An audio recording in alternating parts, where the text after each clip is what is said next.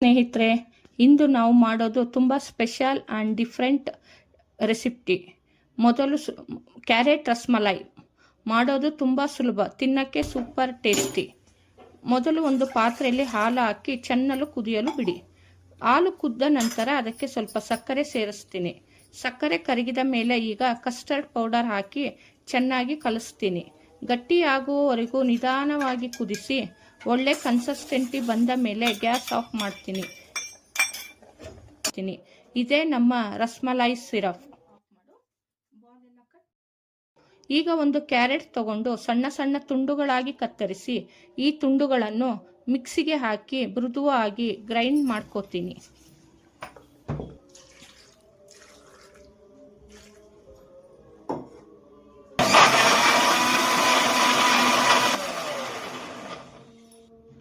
ಒಂದು ಕಡಾಯಿಗೆ 2 ಚಮಚ ತುಪ್ಪ ಹಾಕಿ ಬಿಸಿ ಮಾಡ್ಕೋತೀನಿ.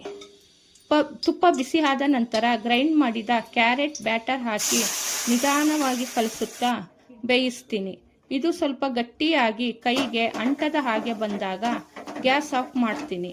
ಇದೀಗ ಈ ಕ್ಯಾರೆಟ್ ಮಿಶ್ರಣದಿಂದ ಸಣ್ಣ ಸಣ್ಣ ಬಾಲ್ಸ್ ಮಾಡ್ಕೋತೀನಿ.